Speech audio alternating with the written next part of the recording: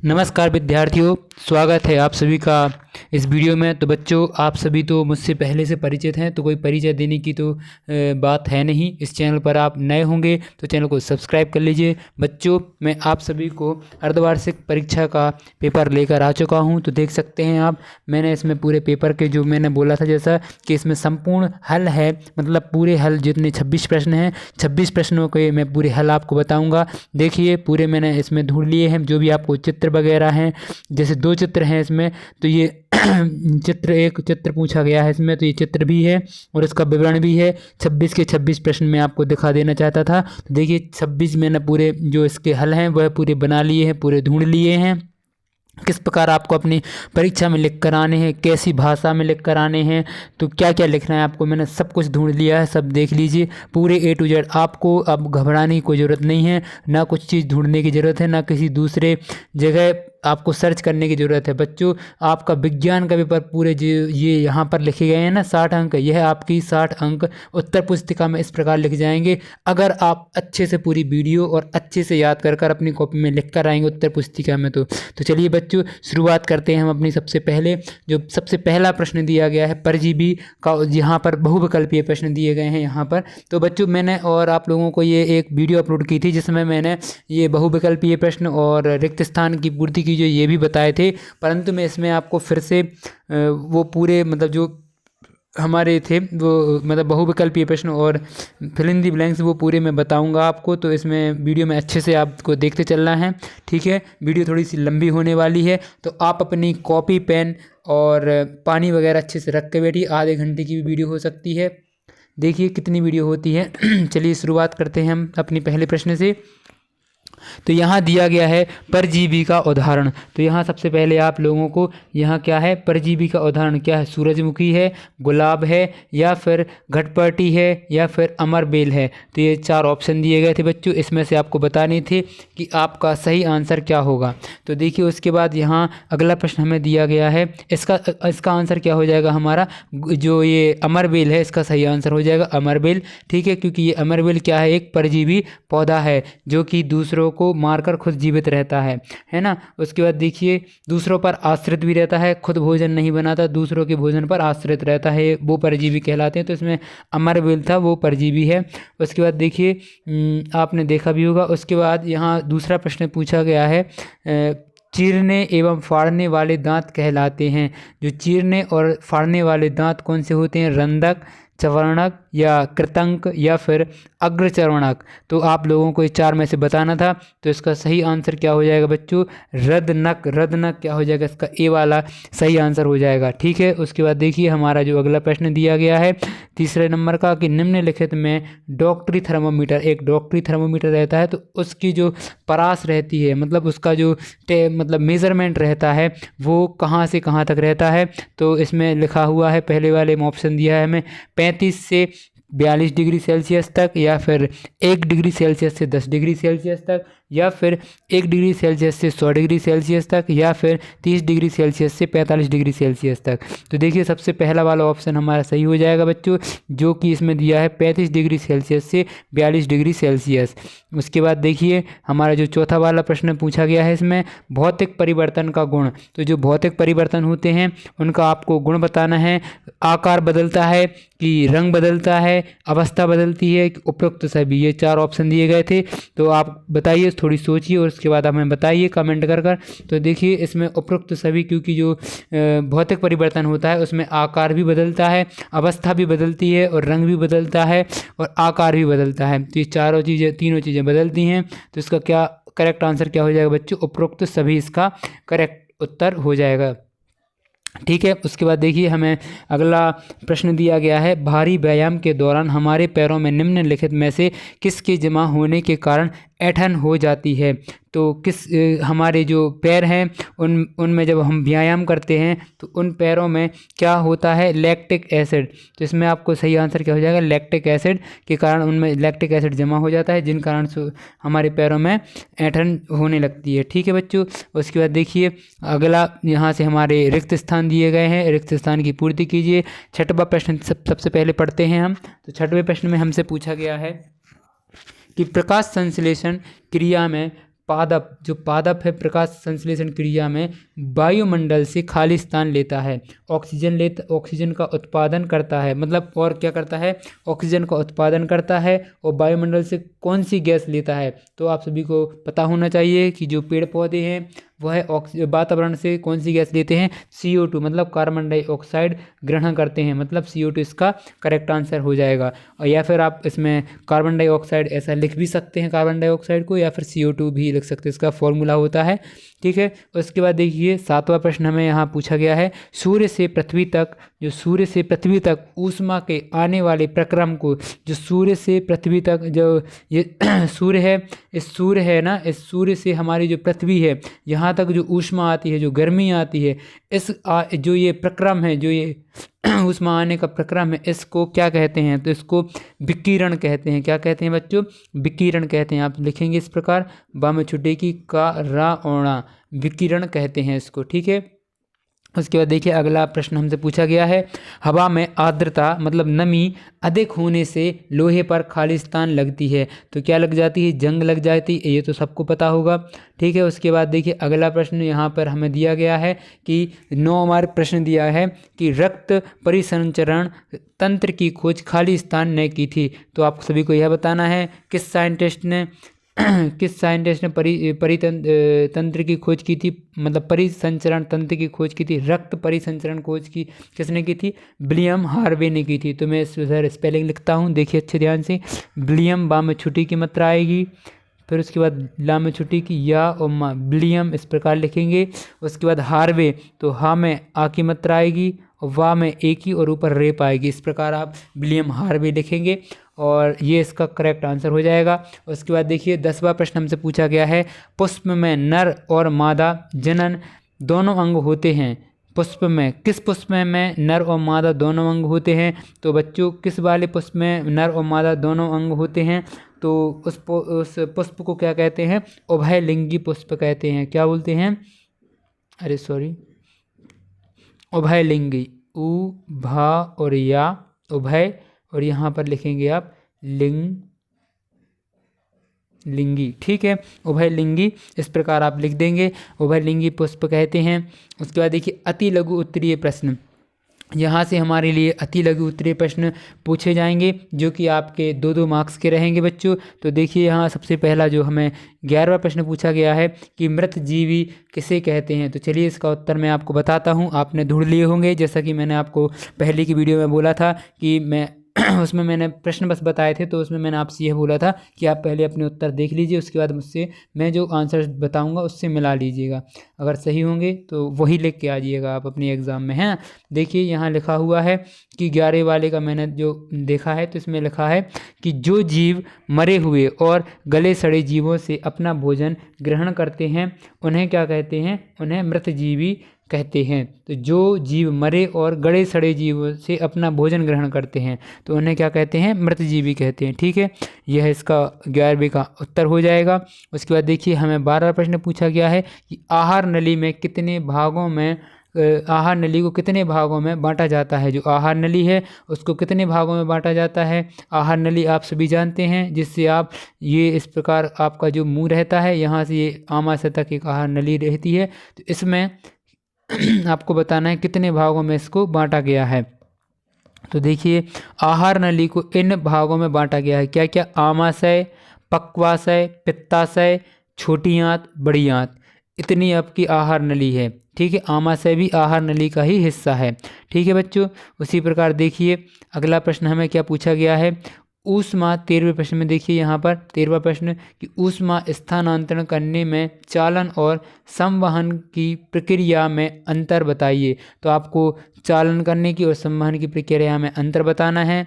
जो ऊष्मा स्थानांतरित होती है तो उसकी जो ऊष्मा एक जगह से दूसरी जगह जाती, ऊष्मा तो समझते हैं आप, गर्मी। तो देखिए यहाँ पर ऊष्मा का स्थानांतरण चालन के माध्यम से सीधे संपर्क के माध्यम से वस्तुओं के बीच होता है। ऊष्मा का संचरण संवहन के माध्यम से द्रव के भीतर होता है। तो आपको अपनी कॉपी में यह उत्तर लिख लेना है। ठीक है बच्चों, उसके बाद देखिए 14वां प्रश्न, यहाँ देखिए 14वां प्रश्न में दिया गया है कि जंग का आणविक सूत्र और रासायनिक नाम क्या है? तो आपको जंग का आणविक सूत्र और रासायनिक नाम लिखना है। तो देखिए मैंने लिखा है कि जंग का क्या होता है इसका सूत्र। तो जंग का देखिए रासायनिक सूत्र होता है Fe2। इस प्रकार नहीं लिखेंगे आप इसको, ये इस प्रकार परीक्षा में लिख के नहीं आना है आपको, ये कंप्यूटर से ऐसे लिख गया है Fe2 इस प्रकार लिखेंगे आप। मैं लिख के बताता हूँ आपको। देखिए ये गलत है। देखिए Fe लिखेंगे, फिर नीचे आप 2 लिखेंगे, उसके बाद O लिखेंगे, फिर नीचे 3 लिखेंगे, फिर उसके बाद यहाँ लिखेंगे H डॉट आएगा, H2O आएगा। इस प्रकार आपका ये जो जंग का रासायनिक सूत्र है वह आ जाएगा। तो बच्चों इस प्रकार हमारा 14वां जो आंसर उत्तर है वह कंप्लीट हो जाएगा प्रश्न। इसके बाद देखिए नेक्स्ट क्वेश्चन हमसे पूछा गया है यहाँ पर कि कोशिकीय 15 में, तो देखिए इसमें कोशिकीय श्वसन किसे कहते हैं यह पूछा गया है। तो मैं आपको इसमें बताता हूँ कोशिकीय श्वसन क्या होता है। तो यह प्रक्रिया जिसके द्वारा जीव संयोजित होते हैं, खाद्य पदार्थों के अणुओं के साथ ऑक्सीजन का उपयोग करके इन पदार्थों में मौजूद रासायनिक ऊर्जा को जीवन निर्वाह गतिविधियों में बदल दिया जाता है और अस्पष्ट उत्पादों और कार्बन डाइऑक्साइड और पानी को त्याग दिया जाता है। तो उसी को क्या कहते हैं बच्चों? कोशिकीय श्वसन कहते हैं। ठीक है, इस प्रकार आपको 4 लाइनों में आपका इसका आंसर हो जाएगा। ठीक है, ज़्यादा बड़ा आंसर नहीं है। उसके बाद देखिए 2 नंबर में आपको इतना ही लिखना है। और उसके बाद देखिए 16वां क्वेश्चन हमें पूछा है कि निषेचन, जो निषेचन है, निषेचन के पश्चात फूल में होने वाले कोई 2 परिवर्तन लिखिए। आपको निषेचन के पश्चात फूल में जो 2 परिवर्तन होंगे, कौन कौन से परिवर्तन होंगे फूल में, तो आपको वो 2 परिवर्तन लिखने हैं निषेचन के पश्चात। तो देखिए यहाँ हम क्या लिख देंगे, सबसे पहला आ जाएगा हमारा निषेचन के बाद फूलों में 2 परिवर्तन दिखाई देते हैं। पहले परिवर्तन में अंडाशय का तेजी से विकास और फल में रूपांतरण शामिल है। और दूसरा परिवर्तन क्या होता है? तो दूसरे परिवर्तन में बीजांड के चारों ओर एक सख्त आवरण का निर्माण शामिल है जो बाद में बीज में बदल जाता है। इतना आपको लिखना बिल्कुल ज़रूरी है, इसके आप बिल्कुल नहीं इसको काट सकते इस प्रश्न को। ठीक है, उसके बाद देखिए 16वां प्रश्न हमसे पूछा गया है। 16वां हमारा कंप्लीट हो चुका है। 17वां हमसे पूछा है कि जो कीटभक्षी पादप किसे कहते हैं? कीटभक्षी पादप होते हैं वह क्या कहलाते हैं? कीटभक्षी पादप। और उदाहरण सहित लिखिए। तो इसमें आपको उदाहरण सहित लिखना है। तो देखिए यहाँ पर चलिए देखते हैं इसका आंसर, जो हमारे 17वें का आंसर है। चलिए देखते हैं, ये है। देखिए कीटभक्षी पौधे वे पौधे होते हैं जो कीटों या अन्य ऑर्थ्रोपोड्स को खाकर या फंसाकर अपने पोषक तत्व प्राप्त करते हैं। तो वो क्या कहलाते हैं? कीटभक्षी पौधे कहलाते हैं। देखिए कीटभक्षी पौधे वे होते हैं जो कीटों और अन्य ऑर्थ्रोपोड्स को खाकर या फंसाकर अपने पोषक तत्व प्राप्त करते हैं, वो कीटभक्षी पौधे होते हैं। ठीक है, उसके बाद देखिए यहाँ 18वां प्रश्न हमें दिया गया है, प्रयोगशाला तापमापी डॉक्टरी और तापमापी, जो ये एक प्रयोगशाला तापमापी होता है, थर्मोमीटर होता है, एक ये डॉक्टरी थर्मोमीटर होता है। तो 2 थर्मोमीटर होते हैं। इन दोनों थर्मोमीटरों में क्या अंतर है आपको इसमें यह लिखना था। तो देखिए आपको इस प्रकार अंतर लिखना है। एक इस प्रकार 2 आपको लाइन बना लेनी है। ये थर्मोमीटर है, देखिए ये थर्मोमीटर है, ये एक पतली सी नली रहती है। आपको डायग्राम नहीं बनाना, सिर्फ आपको अंतर लिखना है। तो देखिए इसमें इधर विभंग, ये इसको विभंग बोलते हैं, ये पतली नली होती है। देखिए ये प्रयोगशाला तापमापी लिखेंगे, एक तरफ आप डॉक्टरी तापमापी लिखेंगे। उसके बाद पहला पॉइंट आप लिखेंगे इनमें पतली नली में विभंग नहीं होता। जो विभंग है इनमें पतली नहीं विभंग नहीं होता, और इनके पतली नली में विभंग होता है। उसके बाद इसका परिसर, जो परिसर है वो -10 डिग्री सेल्सियस से 110 डिग्री सेल्सियस तक होता है प्रयोगशाला वाले तापमापी में, और इसका परिसर 35 डिग्री सेल्सियस से 42 डिग्री सेल्सियस तक होता है। इस प्रकार आपको लिख देना है बच्चों। ठीक है, उसके बाद देखिए अगला क्वेश्चन हमारा जो 18वें के बाद जो अगला क्वेश्चन 19वां पूछा गया है कि आपको 3 द्रव दिए जाते हैं जिनमें एक संतरा है, एक क्या है, एक संतरा का रस है एक द्रव में, उसके बाद दूसरे द्रव में आपको चूने का पानी दिया गया है, और तीसरे में आपको क्या दिया गया है, शक्कर का पानी दिया गया है। ये आपको 3 विलियम दिए गए हैं। तो इन 3 विलियम में आप हल्दी को सूचक के रूप में उपयोग करके उनकी प्रकृति का निर्धारण करना है। तो आपको बताना है उनकी प्रकृति क्या होगी जब आप इसमें हल्दी के सूचक का प्रयोग करेंगे। तो देखिए, इसमें मैं आपको समझाता हूँ, बताता हूँ इसमें क्या होगा। जब आप, सॉरी बच्चों, इसका मुझे आंसर शायद मिल नहीं पाया था, इसीलिए इसका मैंने छोड़ दिया है ये। तो मैं आपको कुछ टाइम से, अभी मैं इसका आंसर नहीं, तो आप खुद ढूंढ ले, कोशिश करिए। अगर नहीं मिलता है तो मैं आपको बता दूंगा, सुबह सुबह तक बता दूंगा, या फिर शाम शाम तक इसका आंसर मैं बता दूंगा। ठीक है बच्चों। उसके बाद अगला प्रश्न देखते हैं, जो हमारा 18वें के बाद 19वां प्रश्न है। 19वां प्रश्न हमसे क्या पूछा है, यही 19वां प्रयोगशाला तापमापी, सॉरी ये 18वां था। ओके, वो मिल गया, मतलब 19वां ही बताना था। ओके ये 19वां है, वो 18 वो था। ठीक है, अंतर वाला। ठीक है। तो देखिए यहाँ पर दिया गया है, मुझे लगा मैंने ढूंढा नहीं। तो देखिए यहाँ पर हमें ये पूरा थोड़ा सा बड़ा है ये क्वेश्चन, क्योंकि ये 3 नंबर का प्रश्न है। तो इसमें देखिए पूछा गया है, मतलब आपसे क्या पूछा गया था कि जो आप 3 आपको पेस्ट दिए हैं, जैसे इसमें सफ़ेद कागज़ की शीट पर हल्दी का पेस्ट 3 स्थानों पर लगाइए, उसे सुखा लें पहले, फिर उसके बाद रुई के फाहे की सहायता से, रुई का फोहा होता है उसकी सहायता से एक स्थान पर सोडियम हाइड्राइड के फूल बनावें, और लाल फूल बनेगा, जिससे समझा जाएगा कि यह एक क्षार है। और रुई के फोहे की सहायता से दूसरे स्थान पर हाइड्रोक्लोरिक अम्ल के फूल, लेमन रंग का फूल बनेगा, जिससे आपको पता चलेगा हाइड्रोक्लोरिक अम्ल एक अम्ल है। हल्दी पेस्ट के तीसरे स्थान पर रुई के फोहे की सहायता से शक्कर विलयन से एक फूल बनावें, जिससे हल्दी के पेस्ट का रंग ज्यों का त्यों रह जाता है। इससे पता चलता है कि शक्कर विलयन एक उदासीन विलयन है। तो आपको तीनों के साथ ये प्रयोग करना था और लिखना था कि हल्दी के अगर आप पेस्ट करेंगे अलग अलग उनके साथ तो क्या क्या होगा। तो जो शक्कर है एक वो विलयन उदासीन है, तो उसके साथ ज्यों का त्यों रहेगा। और इसमें जो आपको दूसरे वो दिए थे, जैसे लेमन का रंग का फूल है, वो उसका क्या हो जाएगा, वो अम्ल है, तो हाइड्रोक्लोरिक अम्ल है, तो उसका वो रंग बदल जाएगा। और उसके बाद आपको एक और दिया था, रुई के फोहा दिया था, उसके साथ क्या होगा, जो पहला वाला था हमारा फूल के साथ, रुई के जो फूल है फूल के साथ क्या होगा, तो आपको वो लिख देना है। इसमें सब लिख दिया है मैंने, तीनों पॉइंट मैंने बताए हैं किसके साथ क्या होगा। तो आपको इस प्रकार पूरा ये प्रयोग लिखना पड़ेगा, इसमें आप कुछ नहीं ये कर सकते कि भाई ये नहीं लिखना है। ठीक है। उसके बाद देखिए आपके आगे 19वां प्रश्न दिए, जो प्रश्न जहाँ जितना छोटा हो सकेगा मैं आपको छोटा करवाऊंगा, परंतु इसमें कोई कट नहीं सकता, कुछ नहीं काट सकते उसमें। ठीक है। अगला प्रश्न देखिए, आप कैसे दिखाएंगे कि दूध का फटना एक रासायनिक परिवर्तन है। दूध का फटना एक क्या है, रासायनिक परिवर्तन है। तो ये आपको बताना है, ये कैसे दिखाएंगे आप कि दूध का फटना एक रासायनिक परिवर्तन है। चलिए देखते हैं, मैंने इसका आंसर लिखा हुआ है 20वें प्रश्न का। तो देखिए ये है, हमने पूरी प्रक्रिया में देखा कि लैक्टिक एसिड आप जानते हैं, लैक्टिक एसिड होता है दूध में, और दूध के बीच की प्रतिक्रिया में बंधन टूटते हैं और नए बंधन बनते हैं, इसीलिए इसके साथ एक रासायनिक परिवर्तन जुड़ा हुआ है, और इसलिए यह परिवर्तन एक रासायनिक परिवर्तन है, अर्थात दूध का फटना एक रासायनिक परिवर्तन है। इस प्रकार आपको इसका उत्तर लिख देना है।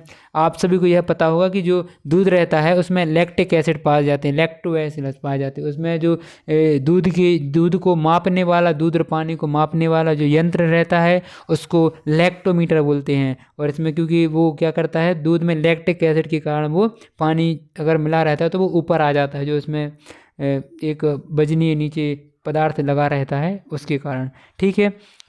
इसके बाद देखिए यहाँ पर हमें अगला प्रश्न पूछा गया है, 21वां प्रश्न, कि क्या होगा यदि रक्त में पट्टी काणु नहीं होंगे। जो पट्टी काणु होते हैं वह रक्त में अगर नहीं होंगे तो क्या होगा। तो चलिए देखते हैं, अगर आपके रक्त में जो पट्टी काणु हैं होते हैं वह पट्टी अगर नहीं होंगी, मतलब पट्टी काणु अंग्रेजी में जिनको प्लेटलेट से बोलते हैं, प्लेटलेट्स आपने सुना होगा बहुत बार कि जो प्लेटलेट्स हैं वह क्या हो जाते हैं, कम हो जाते हैं। किसी किसी के प्लेटलेट्स बढ़ जाते हैं, किसी किसी के प्लेटलेट्स कम हो जाते हैं। बोलते हैं लोग गांव में, प्लेटें कम हो गई, प्लेटें कम हो गई। तो प्लेटें कम होना मतलब वो मलेरिया हो जाता किसी किसी को, है ना। तो इसी प्रकार का यह प्रश्न है कि अगर आपकी जो प्लेटें हैं, प्लेटलेट्स हैं, वह अगर कम हो जाएंगे तो क्या होगा। तो देखिए, रक्त में पट्टिकाणु नहीं होने पर, अगर नहीं होंगे तो क्या होगा, चोट लगने पर रक्तस्राव होने लगेगा, मतलब ज़्यादा आपको खून की धार बहने लगेगी और घाव ठीक नहीं होगा। इससे अधिक रक्त की कमी हो सकती है और आपको अगर रक्त की कमी हो जाएगी तो आपकी मृत्यु भी हो सकती है, अगर प्लेटलेट्स आपकी बॉडी में नहीं रहेंगे तो। और आपने देखा होगा जब आपके प्लेटलेट्स कम हो जाते हैं तो टाइफाइड हो जाता है ना। तो आप सभी को यह किसी किसी को हुआ भी होगा, तो आप लोगों को पता भी होगा अच्छे से। तो देखिए यहाँ अगला प्रश्न हमें दिया गया है 22वां प्रश्न कि शरीर के सभी अंगों को रक्त की आवश्यकता क्यों होती है। जो हमारा शरीर है, हमारे शरीर को रक्त की आवश्यकता क्यों होती है, यह आपको बताना है। हमारे शरीर को रक्त की आवश्यकता क्यों होती है भाई, बताइए।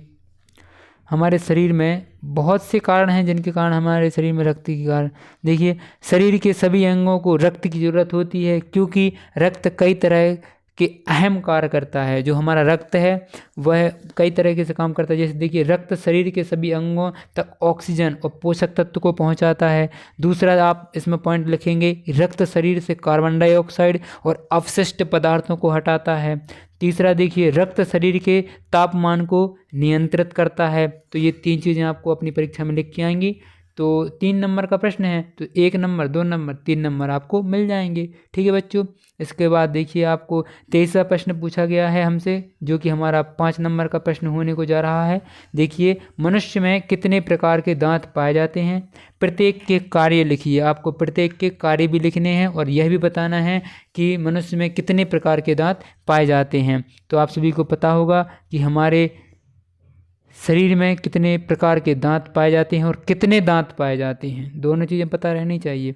देखिए, मनुष्य में कितने प्रकार के दांत पाए जाते हैं, मुख्य रूप से 4 मुख्य प्रकार के दांत होते हैं। कौन कौन से, और उनके बारे में भी लिखना है। तो देखिए, सबसे पहले अंग्रेजी में इसको इंसियर बोलते हैं और हिंदी में बोलते हैं कृतंक। ठीक है। दूसरा होता है रदनक। ठीक है।